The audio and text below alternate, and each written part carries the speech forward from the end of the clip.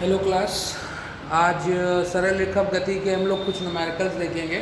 Chapter हम लोगों का कंप्लीट हो चुका था। अब इसके कुछ न्यूमेरिकल्स एग्जाम्पल हैं, वो हम लोग देखेंगे कि किस तरीके से इनके न्यूमेरिकल्स को सॉल्व किया जाता है। बोर्ड पे आपका एक न्यूमेरिकल लिखा हुआ है जिसमें एक विस्थापन समय ग्राफ दिया गया है, जहाँ पर वाई अक्ष के परिता आपको डिस्प्लेसमेंट दी गई है, यानी विस्थापन दिया गया मीटर में, और एक्स अक्ष के परिता दिया गया आपको समय, जो कि सेकंड में है। और यहाँ पर एक गति को दर्शाया गया है किसी एक वस्तु के लिए, और आपको t बराबर 2, 5 और 7 सेकंड पे कण का वेग ज्ञात करना है। ठीक है, चलिए देखते हैं इसको किस तरीके से किया जाएगा। आपको 2 सेकंड पर कण का वेग क्या होगा, और 5 सेकंड पर कण का वेग क्या होगा, 7 सेकंड पर कण का वेग क्या होगा, ये आपसे पूछा गया है प्रश्न में। देखते हैं t बराबर 2 सेकंड पर किस तरीके से निकालेंगे आप उसको। t बराबर 2 सेकंड पे जो आप ये जो ढलान बन रही है बेटा, ये O है, ये A है, बिंदु B है, बिंदु C है। ये जो O है ढलान बन रही होगी, यही आपका कण के वेग को दर्शाएगा। कण का वेग जो होता है वो आता है दूरी बटे समय। ठीक, तो यहाँ पर ग्राफ में है तो कहाँ से इसने स्टार्ट किया, वो उसके लिए आप वेग निकाल सकते हैं, कितना उसने विस्थापन किया। वेग निकालना है तो विस्थापन बटे समय होगा, तो विस्थापन यहाँ पर निकाल लेते हैं। यहाँ से यहाँ तक ले गया 2 सेकंड में, तो दूसरे में 0 से लेके 10 तक, तो विस्थापन कितना हो जाएगा, 10 माइनस 0, और समय कितना होगा बेटा, 0 से 2, यानी कि हो जाएगा 2 माइनस 0, ये आ जाएगा बेटा आपका 5 मीटर प्रति सेकंड। ठीक, ये आपका वेग निकलेगा t बराबर 2 सेकंड में। फिर देखते हैं t बराबर 5 सेकंड पे कितना होगा, तो 5 सेकंड पे इसकी पोजीशन कुछ यहाँ पर होगी, ये a और b के बीच में स्थित होगा, तो a और b के इस बीच में स्थित होगा, यानी कि 20 मीटर पे ही है। तो अगर 5वें सेकंड पे देखेंगे तो ये आपका 20 पे ही है, मिडिल में ही है, तो यहाँ पर कितना हो जाएगा, 5वें सेकंड में इसका वेग कितना होगा, ये आपका वेग नहीं होगा, यहाँ पर 4 होगा, क्योंकि ये आपका सीधी दिशा में जा रहा है। वेग इसका आ जाएगा आपका 20 पे ही था, और समय के अंत में 20 पे ही रह गया है, तो ये आ जाएगा आपका 20 माइनस 20, और समय है इसका 5 माइनस 0, यानी कि आ जाएगा 0 मीटर पर सेकंड। इसका वेग चाल जो होगी वो आपकी कण का वेग जो होगा वो ए बी की ढलान, इसमें हम लोग ढलान के हिसाब से निकालेंगे। इसको याद रखना, यहाँ पर ये ढलान निकलेगा आपका OA, और यहाँ पर निकलेगा आपका AB। ठीक, तो AB आप देख रहे हो सीधी रेखा है। ठीक है, यानी कि उसमें कोई भी विस्थापन नहीं किया है। अगर कोई विस्थापन नहीं किया तो उसका वेग भी 0 होगा, क्योंकि विस्थापन आपका अगर नहीं होगा तो विस्थापन वो 20 पे था, और 20 वाली पोजीशन पे था, और बाद में 20 पे रहा, यानी कि किसी प्रकार का कोई विस्थापन नहीं किया, यानी कि जो विस्थापन है वो 0 हो जाएगा, यानी कि उसका वेग भी 0 हो जाएगा। फिर t बराबर 7 सेकंड पे देख लेते हैं किस तरीके से आएगा। t बराबर 7 सेकंड पे इसका जो वेग है वो कितना हो जाएगा, तो यहाँ पर BC आएगा ढलान इसकी ये हो जाएगी। अब देखते हैं यहाँ पर t बराबर 7 सेकंड पे पूछा गया है, तो उसकी पोजीशन देख लीजिए, XC पे यहाँ पर पहुंच गया था, और पहले था XB पे। ठीक, तो XB फाइनल माइनस इनिशियल, यानी कि 0 माइनस C पे है यहाँ पर, और B पे कितने था, इसका 20 था, तो 0 माइनस 20, और C पे समय 8 और B पे समय था 6, तो 8 माइनस 6 ये आ जाएगा आपका कितना, माइनस 20 बटे 2, यानी कि माइनस का 10 मीटर प्रति सेकंड। ठीक, अब ये नीचे की तरफ जा रहा है, इसलिए आपका ये डायरेक्शन जो है वो आपकी चेंज हो गई है। ये इस तरीके से न्यूमेरिकल होता है। ठीक है, चलिए एक और न्यूमेरिकल देखते हैं दूसरे प्रकार का, किस तरीके से इनको करना है। देखिए अगला क्वेश्चन आपका बोर्ड पे बना हुआ है। आपको यहाँ पर एक वेग और समय ग्राफ दिया गया है, इसमें वेग और समय ग्राफ दिया गया है। इसमें काफ़ी चीज़ें आपको प्रश्न में निकालनी है। सबसे पहला आपको ग्राफ समझ लीजिए। ग्राफ में आपको y अक्ष के परिता वेग दिया गया है, और x अक्ष के परिता आपको समय दिया गया है। वेग जो है वो आपका घट बढ़ रहा है किसी तरीके, समय के साथ वो पहले बढ़ता है, फिर वो घटता है, और फिर वो 0 हो जाता है फाइनली। तो वो आपको निकालना है किस तरीके से। सबसे पहला क्वेश्चन है, देखते हैं किस तरीके से वो सॉल्व करेंगे, क्या क्या इसमें निकालना है। सबसे पहला आपका प्रश्न है बेटा, प्रथम 20 सेकंड में कण द्वारा तय की गई दूरी तथा विस्थापन। एक चीज याद रखिएगा, जब आपको वेग समय ग्राफ दिया गया हो तो वेग समय ग्राफ में दूरी निकालने के लिए आपको जितने भी समय अंतराल के लिए चाहिए तो उस समय अंतराल का आपको क्षेत्रफल निकालना होता है। क्या निकालना होता है बेटा? क्षेत्रफल। तो आपको प्रथम 20 सेकंड में, देखो 20 सेकंड में यहाँ से यहाँ पहुँच रहा है, यानी कि ये जो बन रहा है, ये एक त्रिभुज बन रहा है, उसका आप क्षेत्रफल निकालेंगे। सबसे पहले दूरी निकालते हैं, मान लेते हैं S1, दूरी निकाल रहे हैं हम लोग S1। तो दूरी निकालने के लिए हम लोग ट्राइंगल OAB का क्षेत्रफल ले लेंगे। तो त्रिभुज जो बन रहा है OAB का क्षेत्रफल निकाल लेंगे। अब त्रिभुज का क्षेत्रफल जो होता है वो होता है 1/2 आधार इंटू ऊंचाई। आधार कितना है बेटा? 0 से 20 तक आधार आपका 20 हो जाएगा, और ऊंचाई कितनी हो जाएगी? ये यहाँ तक गया है, यानी कि 2 इसकी ऊंचाई होगी। तो 2 मान लेते हैं यहाँ पर। तो ये आ जाएगा आपका कितना बेटा? 20 मीटर। ये इसकी दूरी आ गई। उसी तरीके से विस्थापन निकालेंगे तो विस्थापन बेटा कितना हो जाएगा आपका? समय के साथ साथ वो भी आपका 20 हो जाएगा, प्लस की डायरेक्शन में, क्योंकि आपका प्लस के एक्स के परिता बन रहा है। तो यहाँ पर भी आप लेंगे प्लस का ट्राइंगल OAB का क्षेत्रफल, तो यह आ जाएगा प्लस का 20 मीटर। ये इसका विस्थापन हो जाएगा। ठीक है, समझ में आ गया होगा मेरे ख्याल से।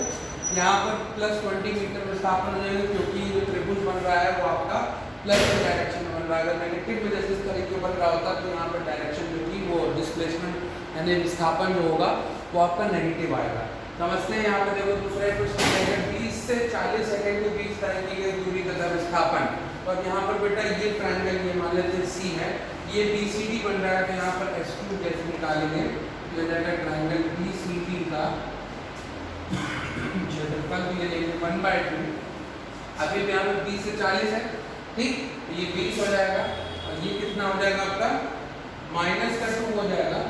तो ये दूरी है, तो दूरी आपकी माइनस में कभी नहीं जाती, ठीक है, पता आप। तो यहाँ पर दूरी लोगे यहाँ पर, तब भी आपका 20 मीटर ही आएगा। लेकिन जब आप विस्थापन निकालेंगे तो ये आपका -20 मीटर होगा, क्योंकि आप वो विस्थापन जो है वो नेगेटिव में हो सकता है। तो यहाँ पर विस्थापन जो होगा वो आपका नेगेटिव में आएगा। फिर आपसे पूछा गया है प्रथम 40 सेकंड में कण द्वारा तय की गई दूरी तथा विस्थापन। इसमें भी आपको पूरे 40 सेकंड में इसकी दूरी तथा विस्थापन बताना है। तो दूरी इसने कितनी तय करी बेटा? पूरा देखने आज से पहले के 20 सेकंड में 20 करी, दूसरे के 20 सेकंड में कितनी करी?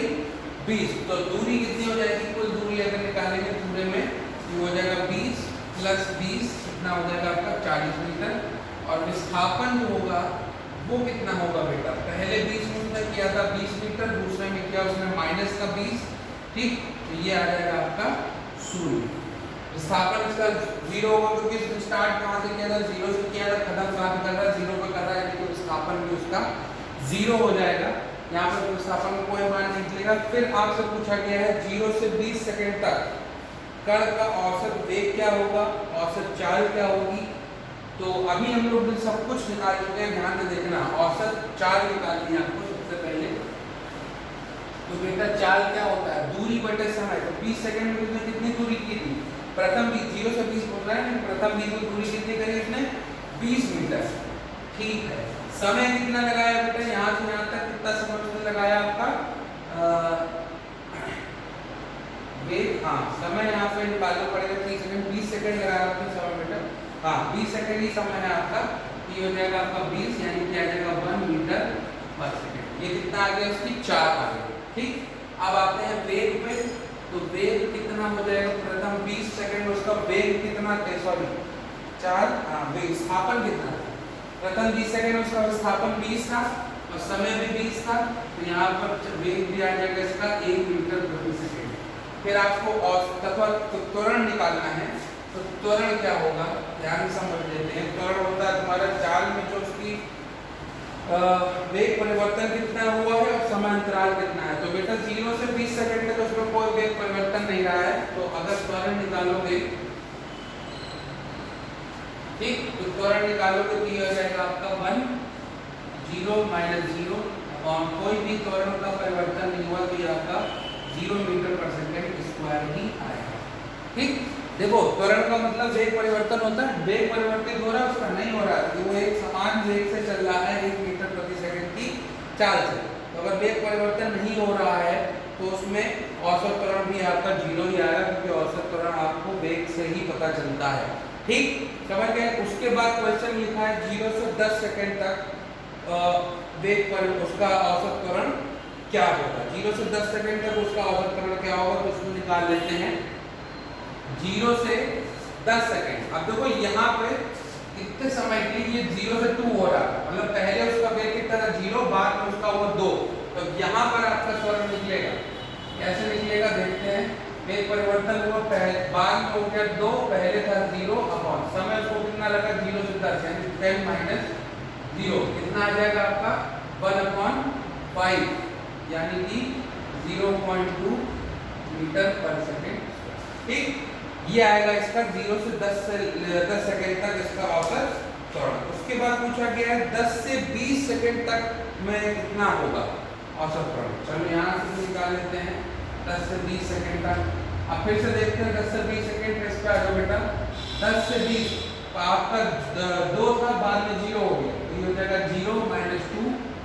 देखो यहाँ से देखा करो ढलान, ये आपका 0 है, ये आपका b है, तो यहाँ पर लास्ट का माइनस शुरू का, तो लास्ट में आपका 0 हो गया, शुरू का था 2, 0 माइनस 2, समय कितना लगा आपको 10 से 0, तो 10 से सॉरी 20 से 10, 20 माइनस 10, तो ये आएगा माइनस का 0.5 मीटर 0.2 मीटर पर सेकेंड स्क्वायर। ठीक, ये आपका नेगेटिव में आएगा, क्योंकि आपकी चाल में परिवर्तन जो है वो धीमे से उल्टी तरफ हो रहा है। फिर आपसे पूछा गया t बराबर 5 सेकंड पर इसका औसत त्वरण क्या होगा। t बराबर 5 सेकंड पर यहाँ पे देख लेते हैं, तो यहाँ पर इस तरीके से कर लेंगे, तो अगर दूसरे सेकंड पे यहाँ पर पहुंच गया था तो ये आधे पे होगा, इसका औसत त्वरण 1 मान सकते हैं कि कितना होगा। यहाँ पर इसकी भी ढलान निकाल लेते हैं, क्योंकि त्वरण जो आपका 0 से 10 सेकंड पे होगा वही उसका 5 सेकंड पे होगा। यहाँ पर आ जाएगा आपका, देखते हैं 0 से था ये 2 पे जा रहा था, तो 0 आ जाएगा आपका 2 माइनस 0 अपॉन 2 मीटर प्रति सेकंड की रफ्तार चल रहा था। ठीक है, और समय इसको कितना लग रहा है आपका 10 माइनस 0, तो ये हो जाएगा आपका अभी भी 0.2 मीटर पर सेकंड स्क्वायर। ठीक, ये आ जाएगा आपका औसत त्वरण। ठीक, उसके बाद आपसे पूछा गया है क्वेश्चन में कि t बराबर 20 सेकंड पर उसका औसत त्वरण कितना होगा। तो 20 सेकंड का पूरा AC याद रखो, 20 सेकंड पर, 20 सेकंड पे A से लेके C तक है। ठीक, क्वेश्चन में ये पूछा गया आपको t बराबर 20 सेकंड पर कण का त्वरण क्या होगा। तो 20 सेकंड पर उसकी पोजीशन यहाँ पर है। ठीक, यहाँ पर इसका त्वरण निकालना है उसको, तो यहाँ से यहाँ पूरा AC की ढलान देखेंगे, क्या आ जाएगा यहाँ पर देखते हैं। देखो शुरू में था ये फाइनल माइनस इनिशियल यानी -2 और -2। ठीक, ये वाला माइनस और ये वाला, इसको इस तरीके से लिख लो ताकि याद रहेगा, समझ में आ जाएगा। AC की ढलान, ठीक, AC की ढलान निकालोगे तो ये आ जाएगा आपका -2 और -2, और समय कितना आ जाएगा 10 से लेके 30 तक, तो ये हो जाएगा 30 माइनस 10, ये आ जाएगा माइनस का 4 बटे 20, यानी क्या आ जाएगा अभी भी ये आएगा माइनस का 0.2 मीटर पर सेकंड। ठीक, ये था आपका क्वेश्चन, इसको स्क्रीनशॉट कर लीजिए, फिर हम लोग आगे बढ़ते हैं एक और उदाहरण पे।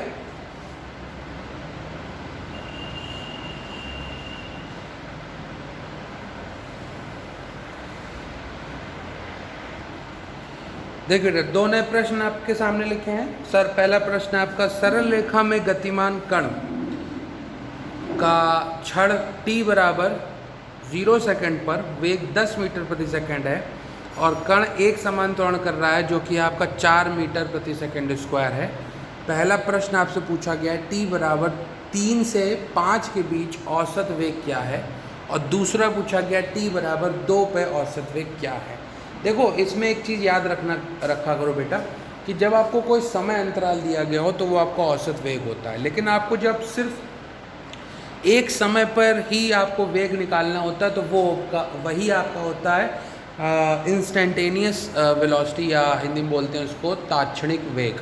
ठीक है, तो वहाँ पर आपको अलग अलग तरीके से आपको दोनों वेग निकालने पड़ते हैं। वेग के लिए आपको पहले विस्थापन निकालना पड़ेगा, उसके बाद आपको समय से उसको भाग देना पड़ेगा। चलिए देखते हैं इसको किस प्रकार से किया जाएगा। आप सबसे पहले तो फॉर्मूला होता है बेटा विस्थापन के लिए x बराबर ut plus half at square. ठीक, आपको दोनों वैल्यूज दी गई है कि u का मान जो है वो आपका 10 मीटर प्रति सेकंड है, क्योंकि वो 0 सेकंड पर उसका जो वेग था वो यही था, तो 0 सेकंड पर उसका जो होगा वो प्रारंभिक वेग ही होगा।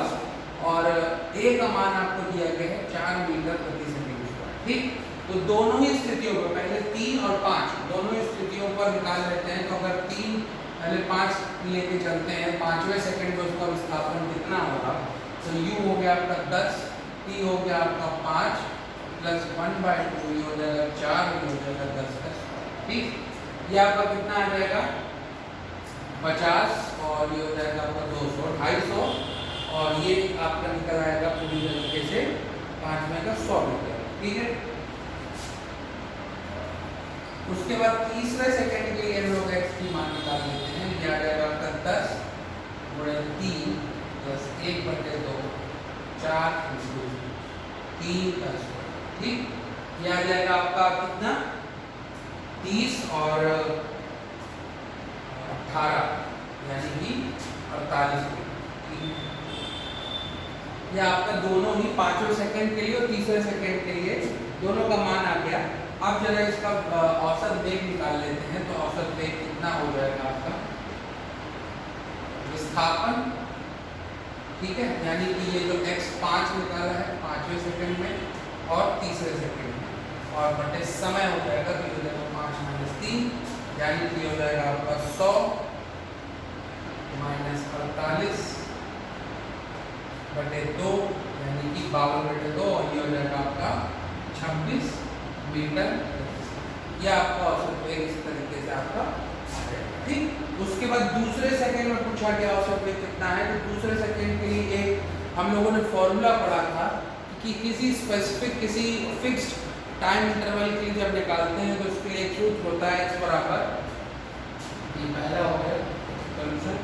दूसरे के लिए निकालेंगे x बराबर फॉर्मूला होता है u प्लस 1/2 2a 2t - 1। ठीक है, हाफ हो जाएगा a तो ये जाएगा 2t - 1। अगर दूसरे सेकंड के लिए निकालना है तो डायरेक्ट यहाँ से निकाल सकते हैं इसका विस्थापन या औसत वेग। विस्थापन निकालेंगे पहले तो ये हो जाएगा आपका 4, ये हो जाएगा 2, 1/2 a की वैल्यू 4 और ये हो जाएगा 2 × 2 - 1। यहाँ से इसका विस्थापन कितना आएगा बेटा 8 और ये हो जाएगा आपका 4 - 3 4 के 12 और 12 6 8 से 14, ये आ जाएगा आपका इसका विस्थापन 14 मीटर। तो यहाँ से आप निकाल सकते हो कितना आएगा 4 × 2 और 2 और ये आ जाएगा 16 आएगा बेटा ये।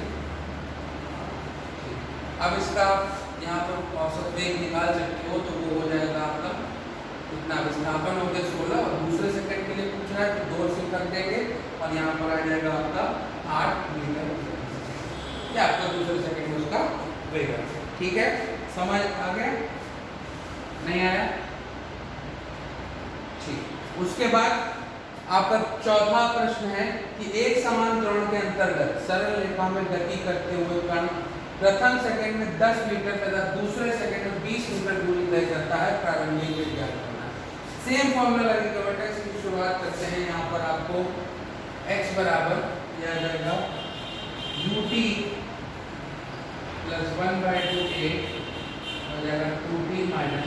ठीक, पहले आपको t बराबर कितना रखना है प्रथम सेकंड 1 रखना है। तो 1 सेकंड में उसने x कितना लिया है 10 मीटर लिया है। तो ये हो जाएगा 10 बराबर u और a प्लस a का मान हमें नहीं पता है तो ये a रखा रहते हैं और 2 × 1 - 1 कर लेते हैं। तो ये आ जाएगा 10 बराबर u प्लस 1/2 a।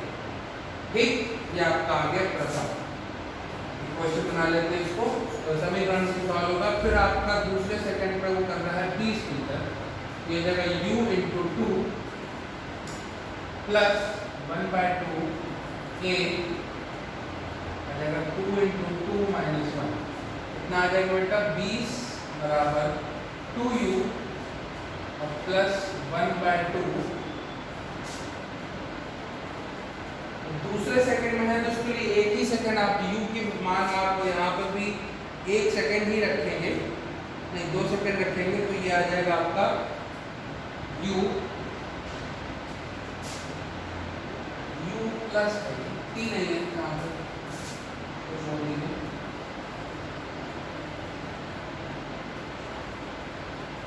हाँ ये आ जाएगा आपका u प्लस 3/2 a। ये आ गया आपका दूसरा समीकरण। ठीक, ये आ गया आपका दूसरा समीकरण। किस तरीके से होगा देखते हैं।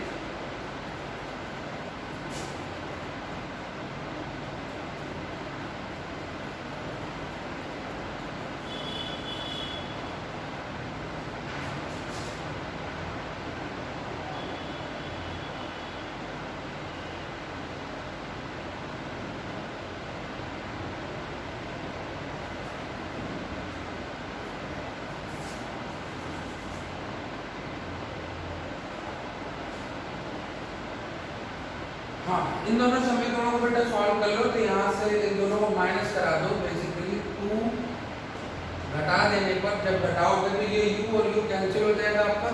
ये बचेगा आपका 3/2a माइनस 1/2a बराबर 20 माइनस 10। ठीक, ये हो जाएगा आपका कितना, ये इसको आप एलसीएम लेके सॉल्व कर सकते हैं। तो a का मान यहाँ से आ जाएगा आपका कितना 10 और ये हो जाएगा 3/2 माइनस 1/2 यानी कि आपका ये आ जाएगा 2 1 और ये हो जाएगा आपका 10 मीटर प्रति सेकंड। a का मान यहाँ से आ गया।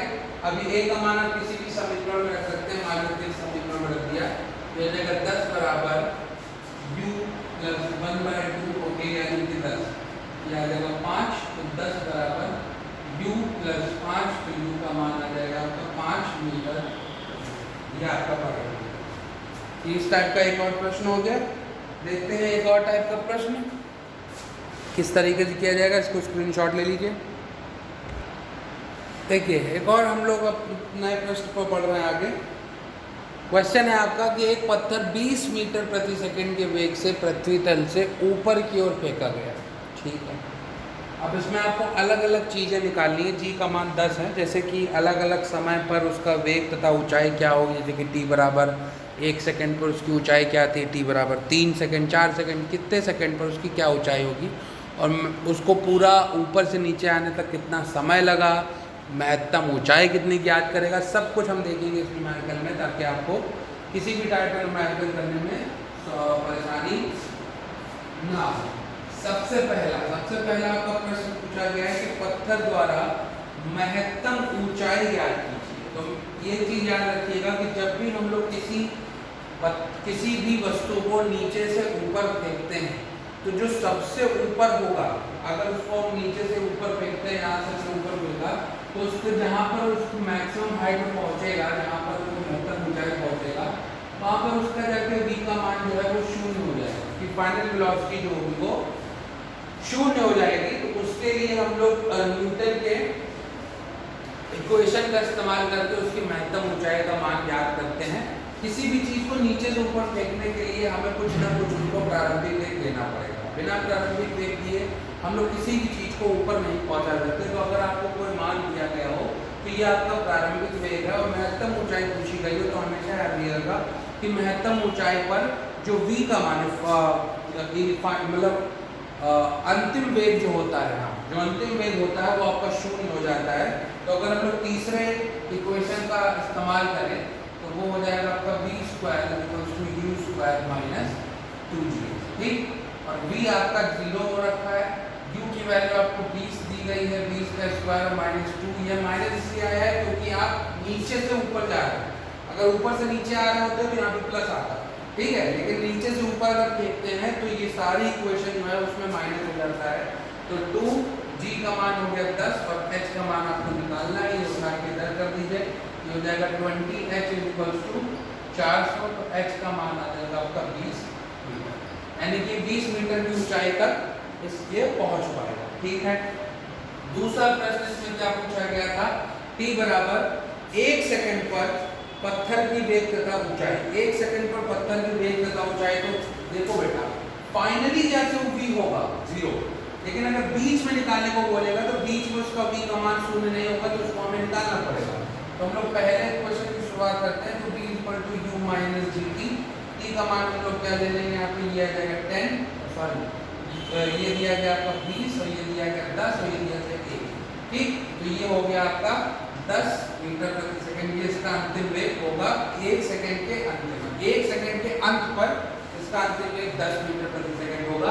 अब आपसे पूछा गया था कि t बराबर 1 सेकंड पर उसका वेग तथा ऊंचाई निकालेंगे। तो वेग आपने निकाल लिया, ऊंचाई कैसे निकालेंगे, फिर से फॉर्मूला लगाएंगे h बराबर ut plus half gt square, ठीक। दूसरा एक क्वेश्चन लगाएंगे तो ऊंचाई हो जाएगा आपका u कितना हो गया बेटा 20, और ये हो जाएगा आपका t का मान कितना होगा आपका, यहाँ पर माइनस कर देते हैं, हाँ t का मान आपका 1 है और -1/2 ये 10 हो गया और ये 1 का स्क्वायर हो गया, ठीक है। तो h का मान होगा वो कितना आ जाएगा 20 माइनस 10 यानी कि 10 मीटर, ठीक। यानी कि 1 सेकंड में इसने 10 मीटर ऊंचाई ज्ञात करी होगी, ठीक है। यहाँ पे 5 नहीं सॉरी ये 15 आएगा, 15 आ जाएगा ये, ठीक है। दूसरा आपसे प्रश्न इसके बाद पूछा गया कि t बराबर 3 सेकंड पर पत्थर की वेग तथा ऊंचाई क्या होगी। तो फिर से वही कर लेते हैं, t बराबर 3 सेकंड पर अगर निकालते हैं तो v हो जाएगा u माइनस gt। तो v u का मान हो गया आपका 20 और ये 10 और ये t, तो ये हो जाएगा आपका तीसरे सेकंड पर माइनस का 10 मीटर प्रति सेकंड, ठीक। अब देखो ये तीसरे सेकंड पर इसका 10 माइनस का 10 आ रहा है। अब माइनस का साइन ये आपको शो कर रहा है कि अब जो पत्थर है वो नीचे की दिशा में आ रहा है, अब ऊपर नहीं जा रहा है।